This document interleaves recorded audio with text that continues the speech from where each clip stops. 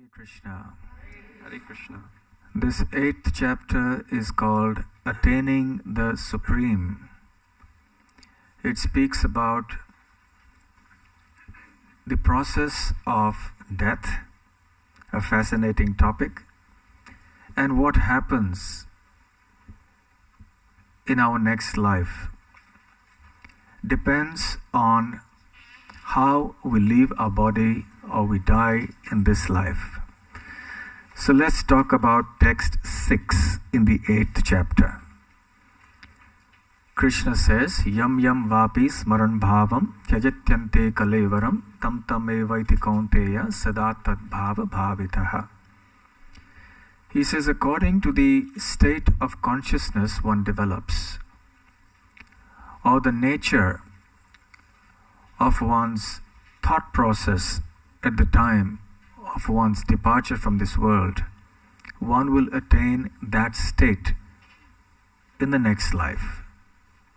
So this is an inviolable law of nature. This is not simply a religion. It's a science, Prabhupada used to take pains to point out.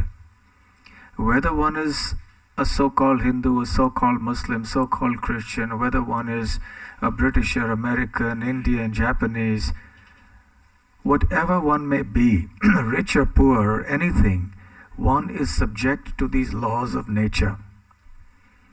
The laws of nature are cold, harsh, and without emotion. The laws of nature do not spare a small child who may touch the fire. The fire doesn't think, oh, it's only a poor innocent child, so I should not burn this child's finger. The fire will burn. So the laws of nature will act inexorably, unavoidably for everyone. So the kind of images that float through our consciousness as we are on the verge of death, those are the images we will attain to in our next life. So thoughts determine form. The kind of thoughts we have, the state of our consciousness will determine where we are going to end up in the next life, what form we will take. Such a subtle law of nature. So how important it is for us to create a proper consciousness at death so that we may have a proper destination afterwards, so that we may have an appropriate life in the next birth. Srila Prabhupada explains that human life is all a matter of preparing for the next life. People generally prepare for the future. The student is preparing for a future after studies at university, wants a good job and so on.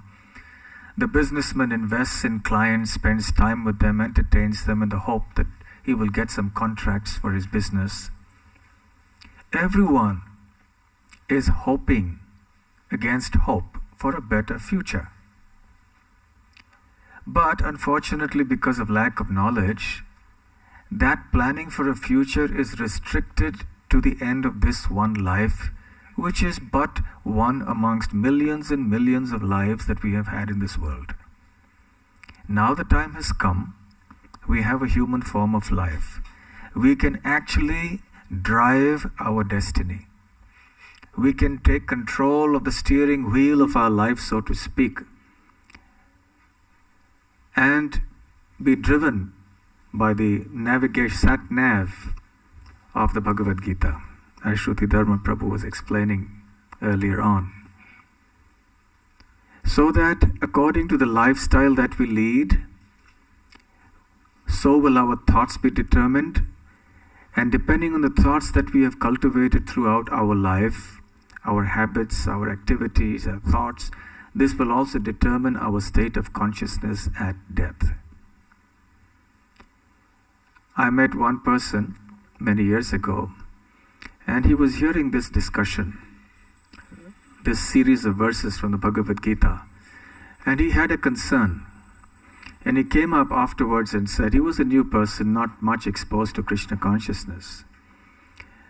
And he said, well, I want to ask a question about my profession. I said, yes.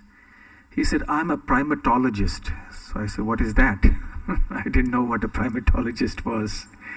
I don't know how many of you know what a primatologist is. Okay, fine, thank you. I'm happy. A primatologist is one who studies primates, apes, like a gorilla, chimpanzee, and so on. He was a zoologist who must have specialized in primatology. So he was concerned after hearing this verse. What's going to happen to me? Because I'm always thinking of gorillas and chimpanzees. I'm constantly meditating and I'm in gorilla consciousness. So what happens to me? So, well, I said, just make your Krishna consciousness so strong that finally Krishna will be the most dominant force in your consciousness. So it's not an easy task. Someone may be absorbed in gorillas and chimpanzees, and we have so many gorillas and chimpanzees in our daily life.